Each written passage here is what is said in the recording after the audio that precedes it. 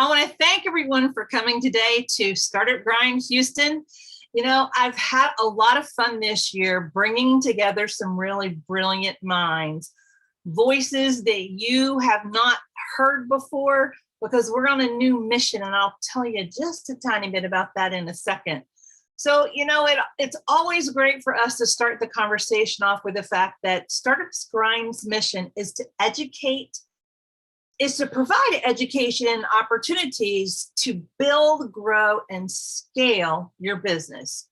We've been doing it since 2010. We are in over 600 cities, 130, 40, 50 countries.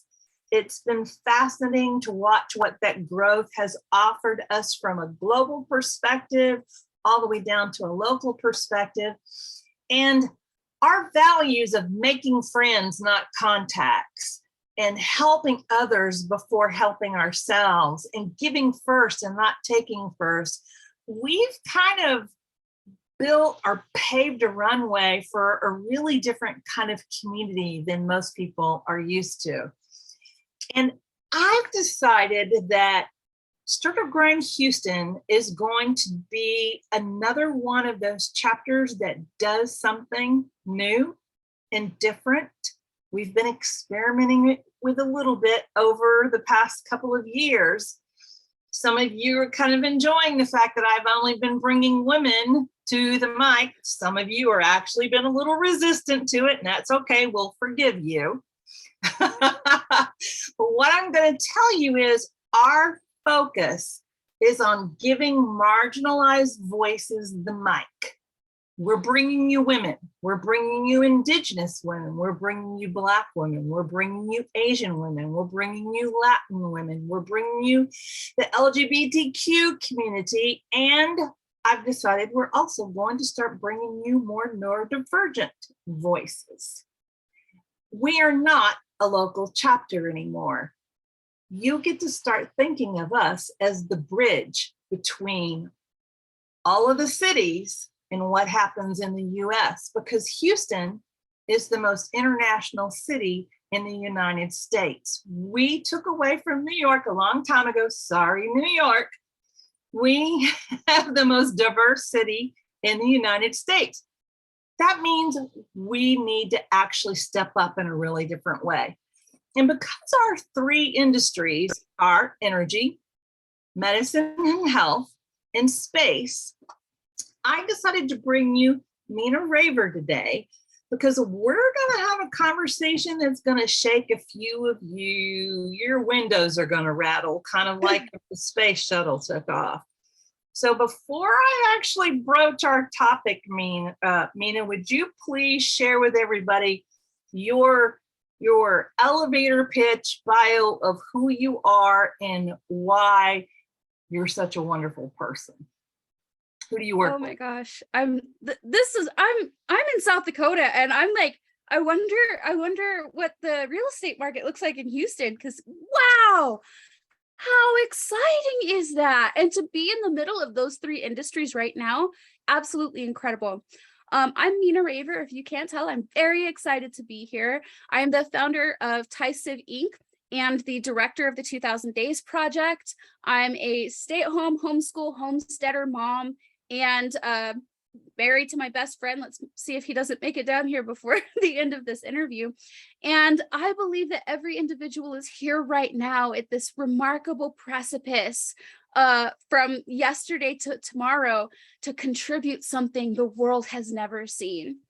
And so I take all of my experience with managing myself as a neurodivergent person, as a just doesn't quite fit kind of person, lifelong. And I take my experiences bumping up against institutions, dealing with problem solving, loving the intricacies of the human condition and human experience, and shape those into solutions for budding entrepreneurs and small business owners to create companies that can become systemic alternatives for tomorrow. You know, one of the things that I loved about you when I first learned is that we both share that vision of being futurist. So you're futurist, I'm futurist thinking leadership advisor. So we had that in common. And then we're both entrepreneurs. And I love the fact that you are a self-taught cultural anthropologist. I have learned more things from you. And let me tell you what, it takes a lot for me to learn something, because I have been a steady learner and reader since I was a little girl. I've had more people say to me, "Where'd you go to college?" And I'm like, "I didn't." They're like, "That's impossible. You know too much." I've been hearing that since like 9, which is really interesting because the way things are set up now, even though I was a star student, even though I did, everything right, my family situation made it impossible for me to go to school. So I actually dropped out of high school to raise my brother and sisters. And then I had to petition my university by pretty much just sitting in the admissions office every day until they'd give me a shot at getting into class. But I graduated from there it took me 8 years to graduate, between therapy on how to integrate with the community and having all but a class in pretty much every degree. It took me just over 8 years to graduate. Well, I'm kind of excited that we're going to talk about space today, because one of the things that I heard you mention, and I thought it was just absolutely brilliant. So this is going to be our challenge to Houston startups about doing something different and better in space. And that is, you said, are we going to go to the stars out of desperation or curiosity? Tell us more about why that stance is important. So humanity has been staring at the stars since we were in caves. We've always known that we are destined for space. There's this ageless debate about whether or not we are facing the stars or we came from them. And I don't want to get too far into that, but it's to our bones. We've always known. And right now we're watching as, companies and governments. Ethiopia has a space program. How flipping beautiful is that?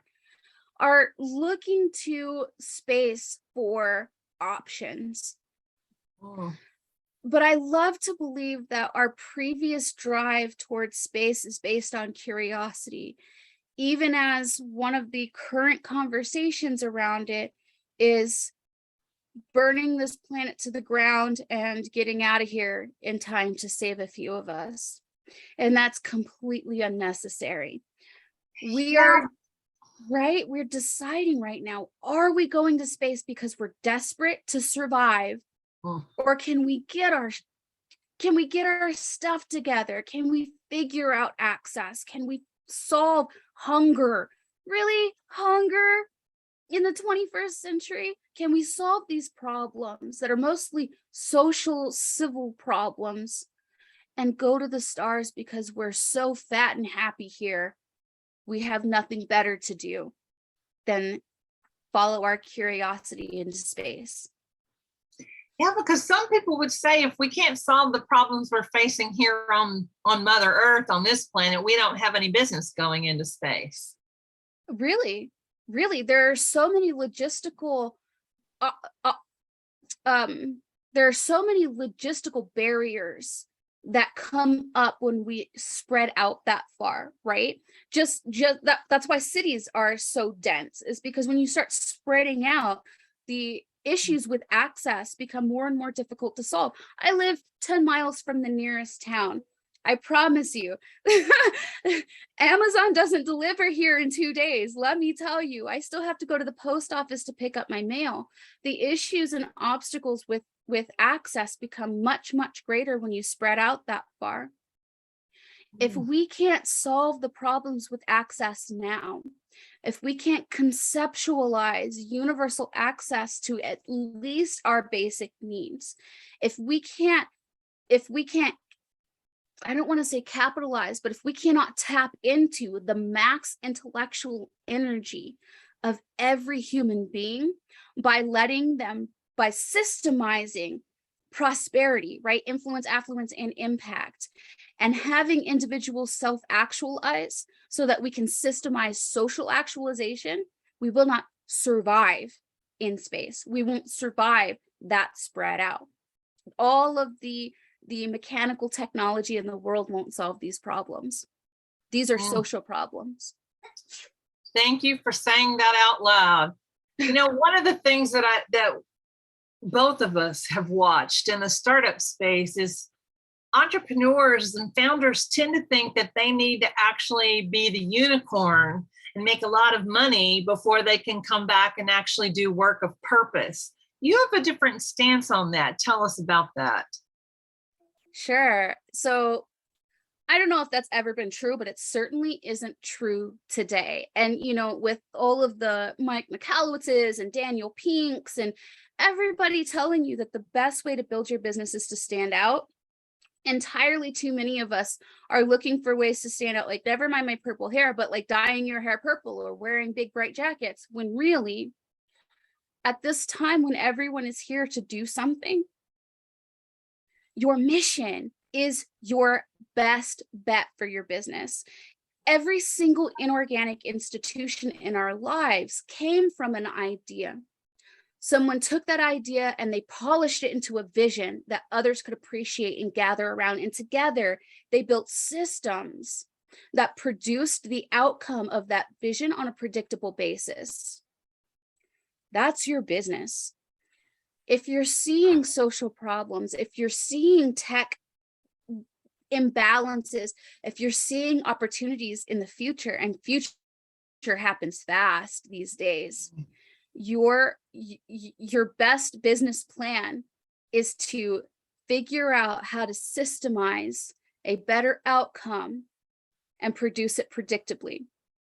And this is how you build a systemic alternative. This is how we're going to build the social structures and the international dynamics and the civil organization of tomorrow to improve access, to improve individual actualization, and reach our greatest potential as it is on this planet.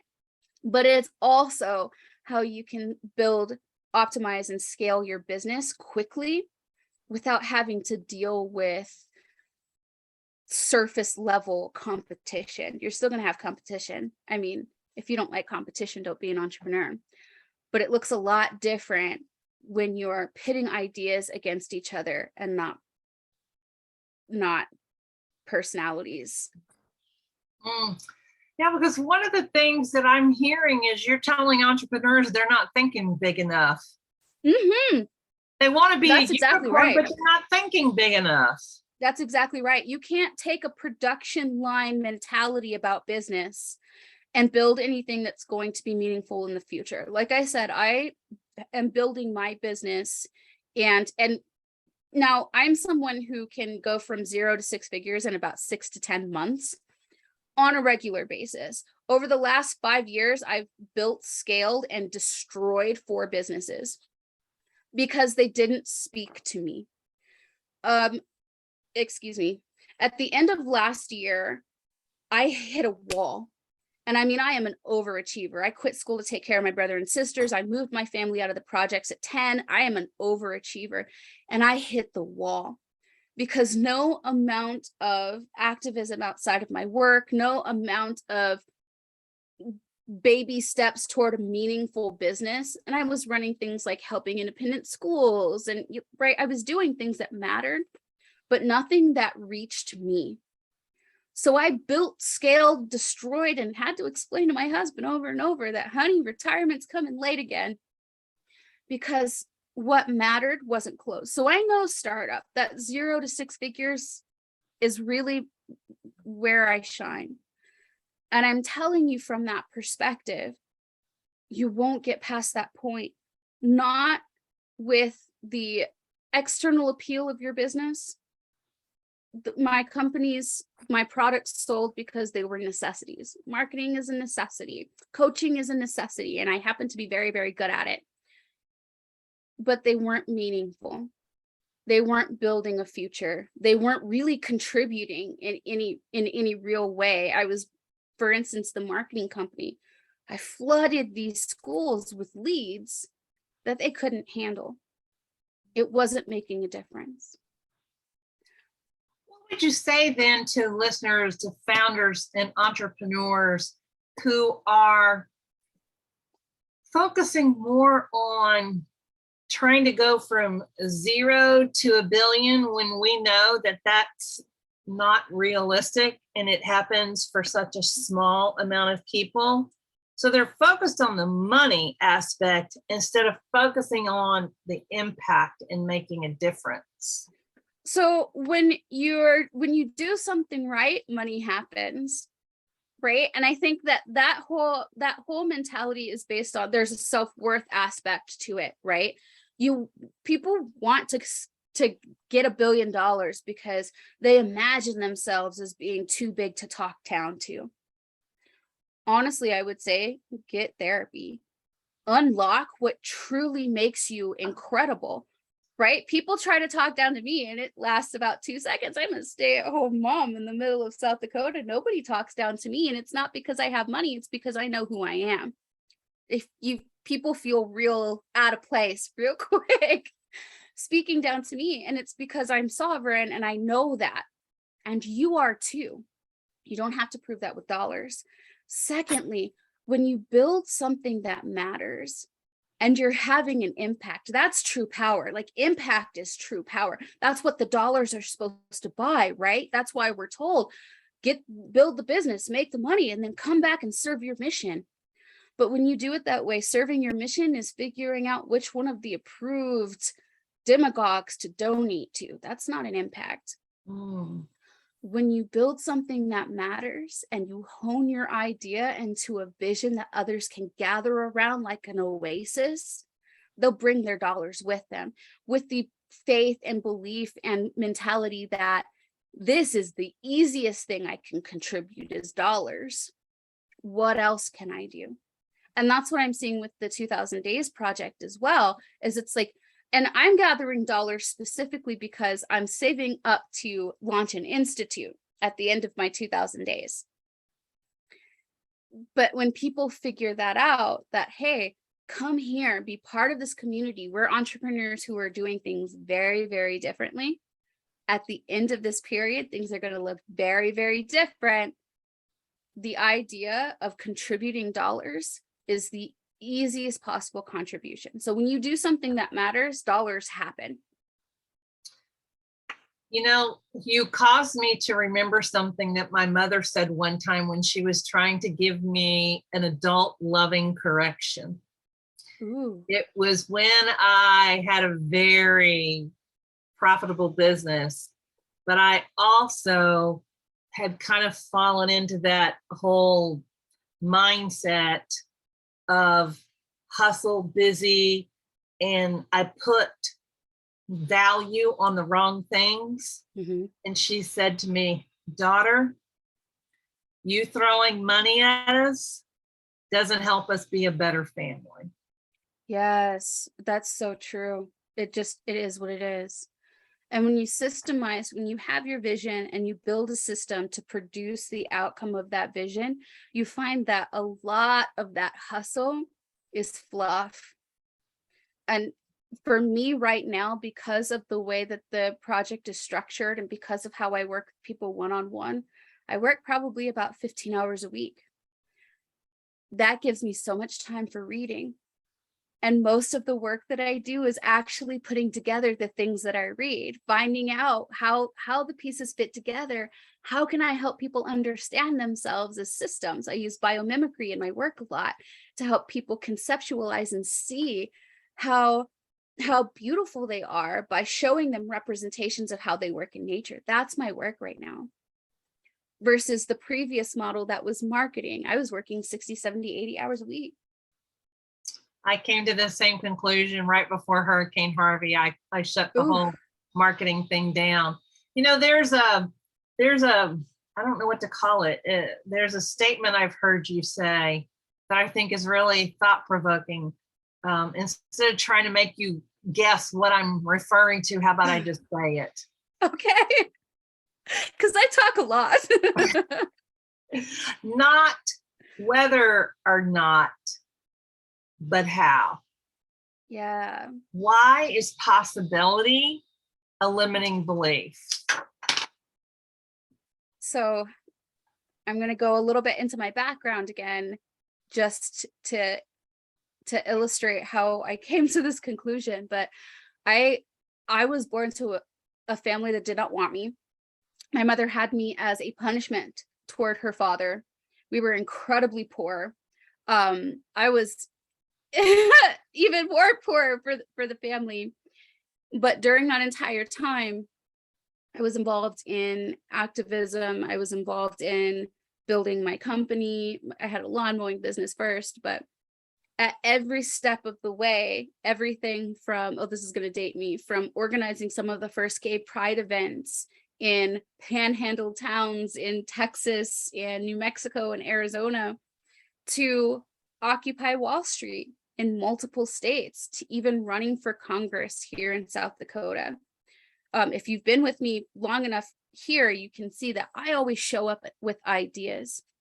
And what I kept bumping into is people in positions where they thought they could approve my ideas or my work. And inside those institutions, that was absolutely true, but they kept telling me that it was impossible. It's impossible to get water on the Pine Ridge Reservation 2 hours from my house, even though I had the paper that showed them the money is there, the workers are there, like everything is there, but it was impossible. It's impossible to go from abject poverty to living a life of your dreams. It's impossible, over and over. Possible is a limiting belief that others use to keep you from challenging their comfort. When you come against people who tell you no, when you come against institutions that tell you no, that is not the end. That is a detour. That is letting you know that the problem that you can solve runs deeper than you thought. You don't even have to go to the drawing board.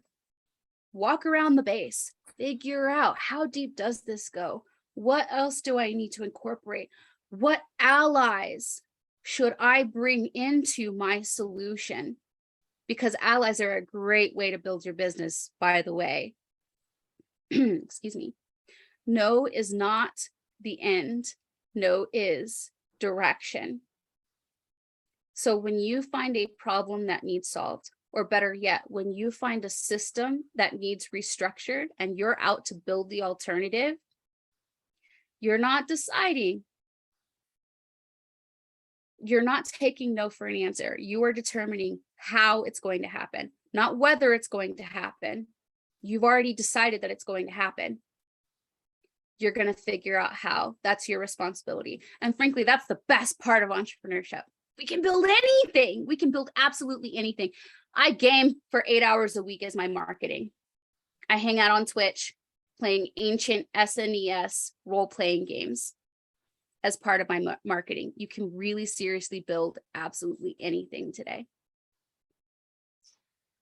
Oh gosh, I'm loving this. And of course, you know, in today's event description and on that page, there are all the ways that you can connect with Mina. You've got the link to be able to go to 2K Days. You've got the link to be able to find her on LinkedIn. Wherever you want to find her, you'll be able to do so. Is there any question or challenge or thought that you'd like to leave our community with today in hopes that they will make different decision? Sure. Well, besides the fact that, and I'm not the only one saying this, but besides the fact that standing out is the best way to bring people in, I want you to find 3 things within yourself. I don't care if you use them for your business, your life, your relationships, or whatever else, but there are 3 things inside you that I want you to hold on tightly to: courage, curiosity, and audacity. The courage to challenge what is in whatever aspect of your life you're facing. The curiosity to imagine what could be, and the audacity to demand better now. Not in generations, not some weird, fathomable time from now, but right now. I think if you do that, life, love, or business, you'll have everything you've ever dreamed of. Well, thank you, Mina, for joining us here at Startup Grind in Houston. And I'm looking forward to seeing not just what you're going to be producing, but who are some of the people who are going to come out of your program and what they're going to be accomplishing. They're amazing. Thank you again.